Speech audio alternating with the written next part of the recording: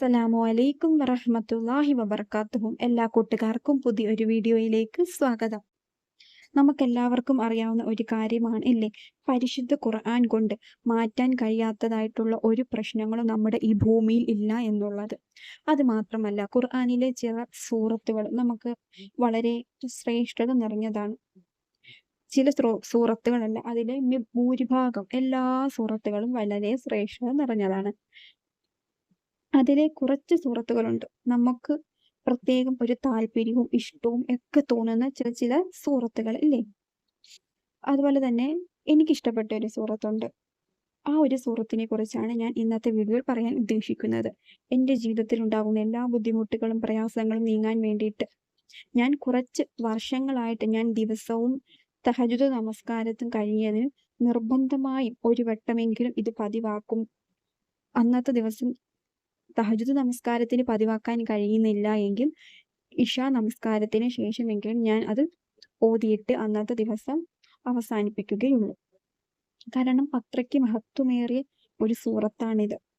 നമ്മുടെ ജീവിതത്തിലെ എല്ലാ ബുദ്ധിമുട്ടുകളും പ്രയാസങ്ങളും എല്ലാം നീങ്ങി കിട്ടുന്നതാണ് ഈ ഒരു സൂറത്തിന്റെ ബർക്കത്ത് കൊണ്ട്. എൻ്റെ ജീവിതത്തിലും കുറെ ആഗ്രഹങ്ങളും ആവശ്യങ്ങളും ഒക്കെ നിറവേറാൻ വേണ്ടിയിട്ട് ഉണ്ട്.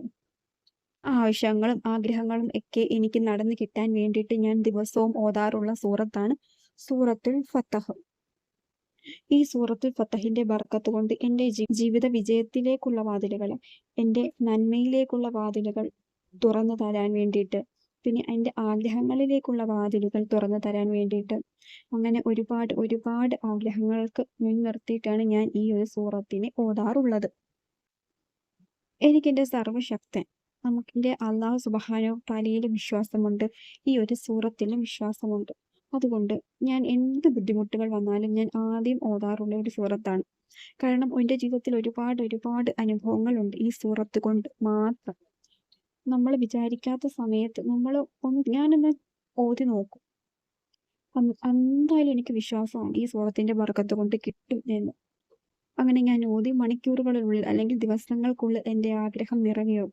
ഹൈറായിട്ടുള്ള വഴിയിലൂടെ തന്നെ എൻ്റെ ആഗ്രഹങ്ങളൊക്കെ നിറവേറി കിട്ടിയിട്ടുമുണ്ട്.